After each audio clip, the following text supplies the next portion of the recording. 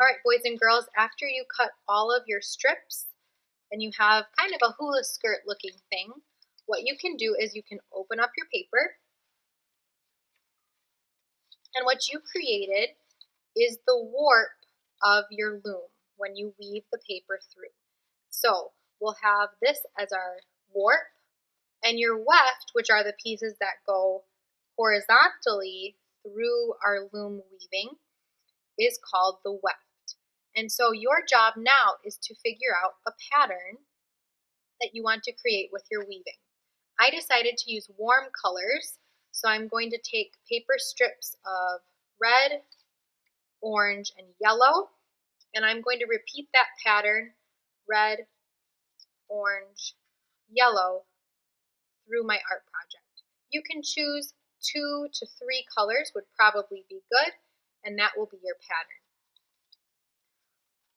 The first step is taking your loom and you carefully weave over the first part of the warp, underneath the next part, over, under, over, under, and you go back and forth, over, under. Oops, we don't want that. We don't want under 2. You want to go back and forth, over, under, over, and under, our last one. Once you put that through, you can push it all the way to the top, and that is our first section. That creates a pattern of red, black, all the way through. So you can push that up to the very top, and that is your first weaving that you completed. The next one I'm going to take is my orange, and this is going to be opposite. I don't want to see my colors right on top of each other. So this has to start going under first, and then over, and then under, and over, under, and over. Oops, I made that mistake too.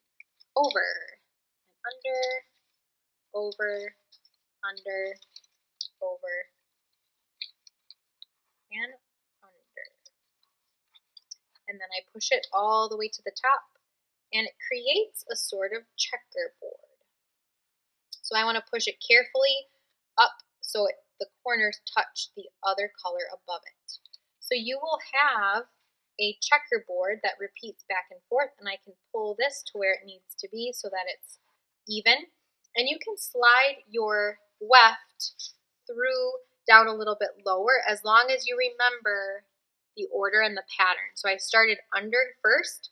Now I need to go over so I have yellow on the top, on the outer part. Under, over, under, over, under, over,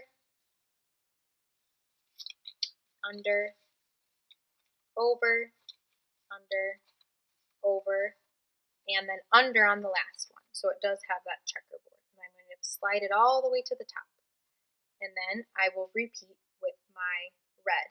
Make sure you pay attention so you have a pattern that is consistent, and if you see mistakes, you can easily slide out your piece of paper and restart. That is the goal. We want to create a pattern and carefully weave through our colors.